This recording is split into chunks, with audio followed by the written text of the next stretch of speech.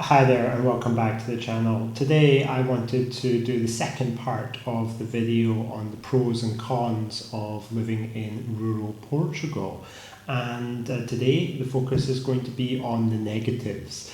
Allow me to preface this by saying that as someone who has lived in Asian countries for the majority of my adult life, I'm very much aware of the fact that any kind of negativity or criticism from foreigners about the situation in a country is not always very well received, and I am aware that there's a certain segment of the Portuguese population that certainly feel that way. So, although these are my true thoughts and perhaps concerns, I don't mean to offend anybody, and I think it's actually a positive thing if we air those concerns and we actually talk about problems rather than just try to sweep them under the carpet. Anyway, with that in mind, let's get on with this list of negative things about life in rural Portugal.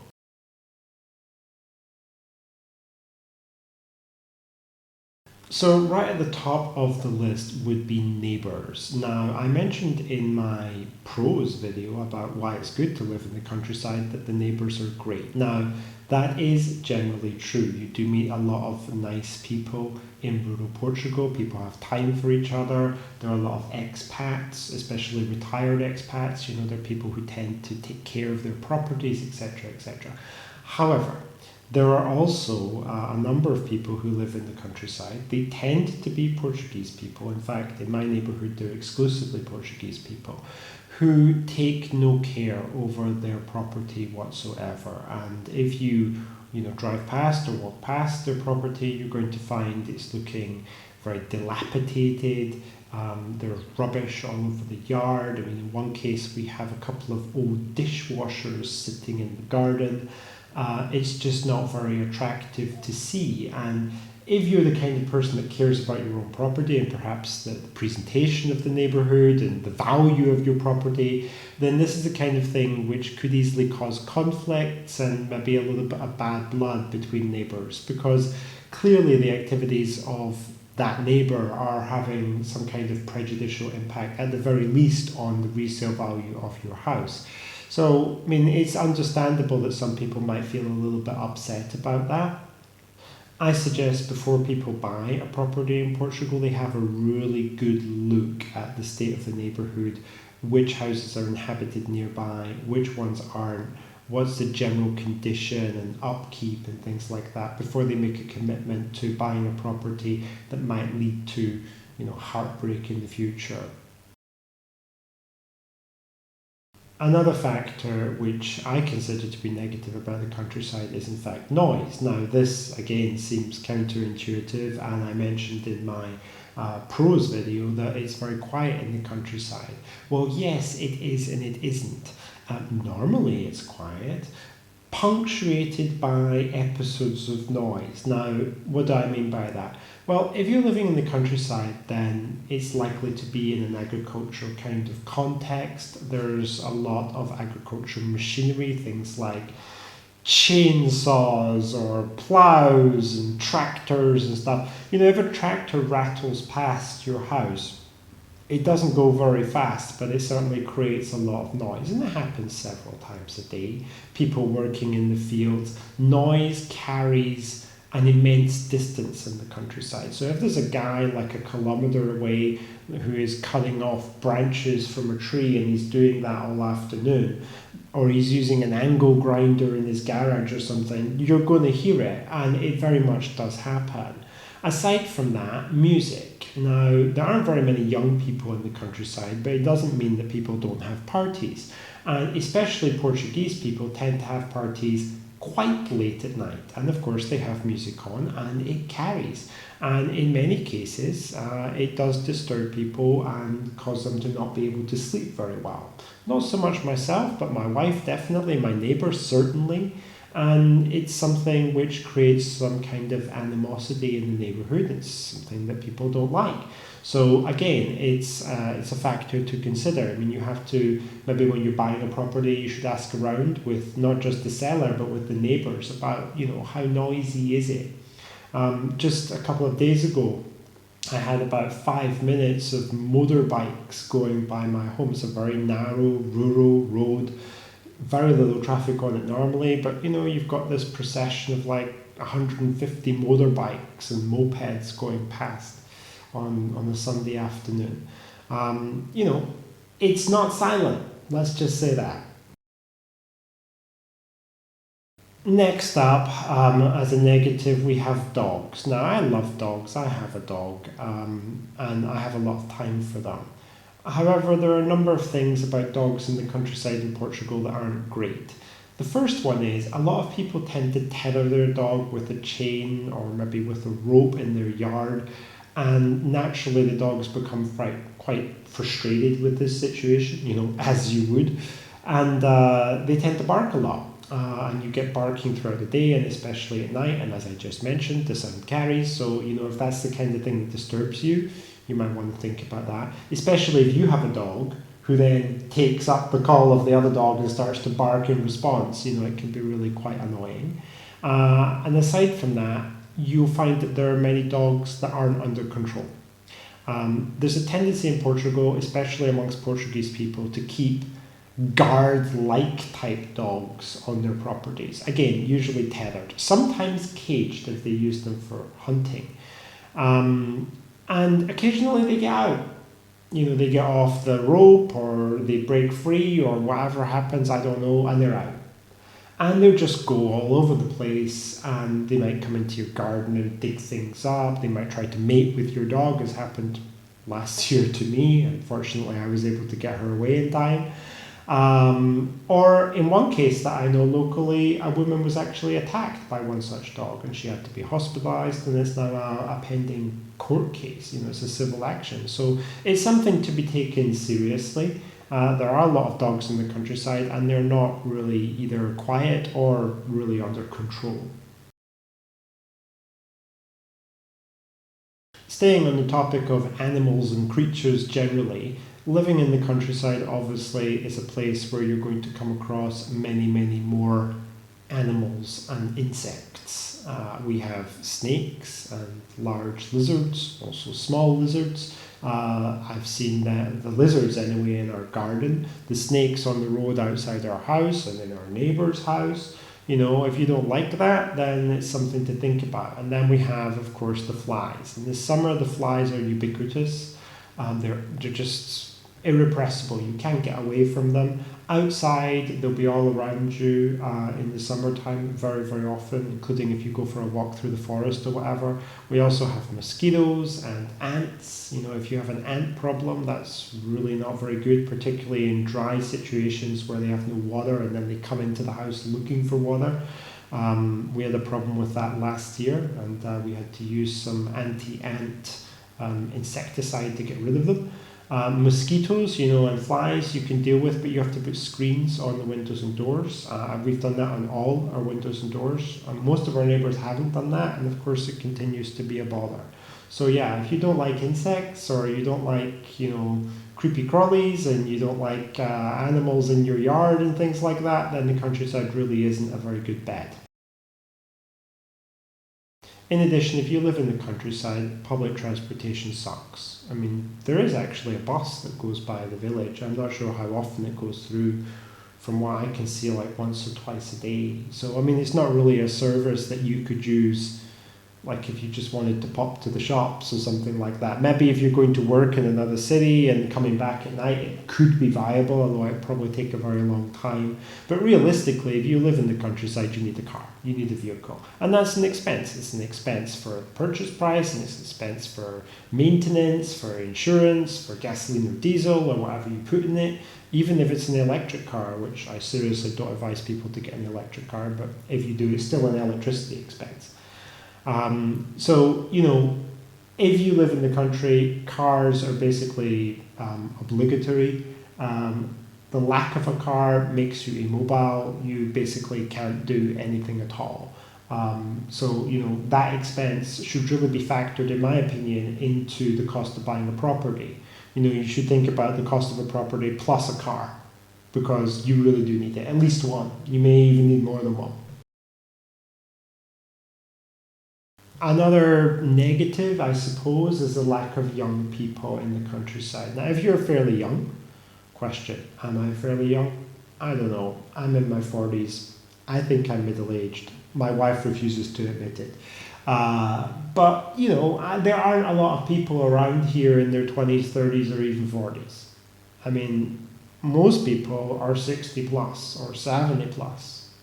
So, it doesn't create a barrier for me. I'm great friends with all of those people, and I really enjoy spending time with them. But if you're the kind of person who's looking for the company of younger people, or you are a younger person and you want people to be your friends who are in your own age group or younger, then I think it's going to be problematic in many parts of the countryside in Portugal.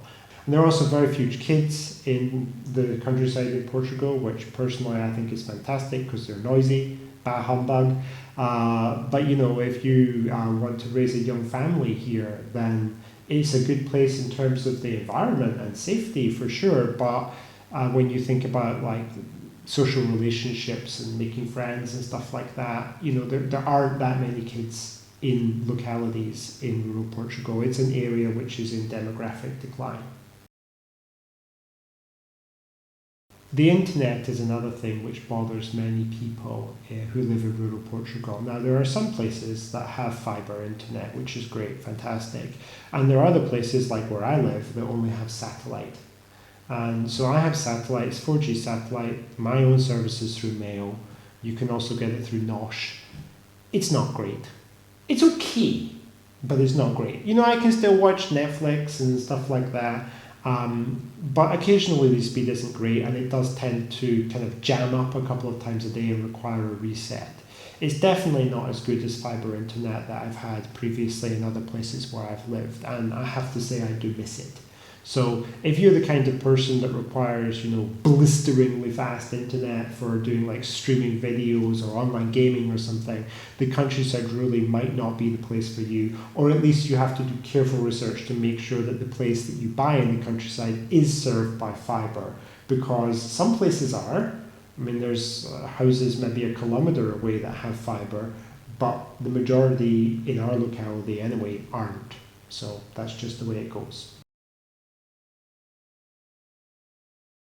A major difficulty associated with life in rural Portugal is simply getting things done. By this I mean things like repairs to your house, electronics, whatever it is that you need to do around the garden, or, DIY or whatever. Those kind of things. Unless you're like a real handyman, DIY demon, and you can do all these kind of things by yourself, you can go to Leroy Merlin and buy the stuff and know what to do and do it. If that's you, kudos, because it's very, very far from my situation. I have the practical skills of a small pebble. Consequently, I have to find, workers to do almost everything. I mean, even something like hanging a picture is a challenge for me, and I mean that. So, finding someone to do the job, first of all, it isn't easy, and secondly, it's not cheap. You get into a conversation with a neighbour about, do you know a guy who can do such and such, and he recommends a couple of people maybe. Then you send text messages or make calls and just nothing. They just ghost you. And then maybe like a couple of weeks later you might get a response, or you may not hear from them at all.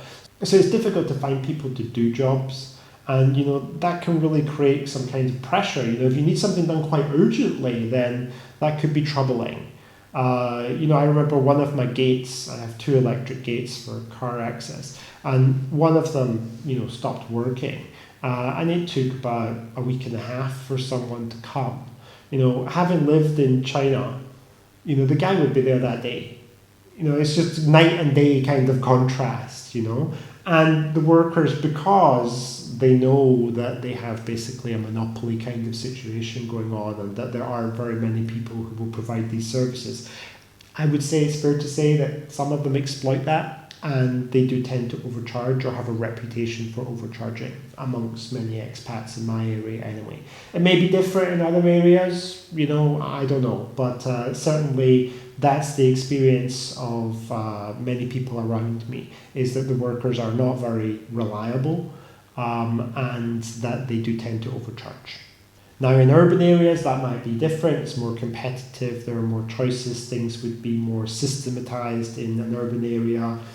At least I hope so. I mean, I lived in Coimbra in Portugal, but I wasn't in the situation where I had to do my own repairs that those were conducted by the landlord. So I'm not really in a personal position to be able to assess the difference. I think the last disadvantage of living in the countryside would be that you don't have easy access to shops, services, even facilities like hospitals and things like that you might want to go to. If you're the kind of person who wants to pop into an art gallery or a museum or a Michelin star restaurant, then life in the countryside is not going to be something that's going to fill you with joy. It just isn't. You're far away, and because you're far away and getting to a place is such a trek. If I want to go to Lisbon, I'd have to drive for like an hour and a half, find parking, do something, then drive back. It's a process. Even going to Coimbra is half an hour in the car. If you love driving, then that's fantastic. I mean, some people like it, other people it just kind of gets their goat. And some of the roads in Portugal, they really aren't the best. I wouldn't describe it as a pleasure driving in Portugal. Not really. I can't say that I enjoy it. So the thought of driving any distance to get somewhere is kind of a bit of a turn off for me. I end up often just saying, oh God, please, let's not do it, or let's do it another time.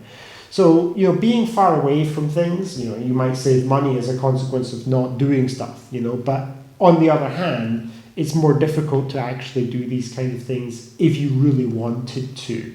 And I think many people do, want to have more of a recreational life. And in the countryside, you're fairly limited to social activities such as spending time with friends or walking or hiking or these kind of outdoorsy things. If you want to do something like go to the cinema or the theatre, it's just really difficult to make that happen without a lot of planning and a bit of inconvenience.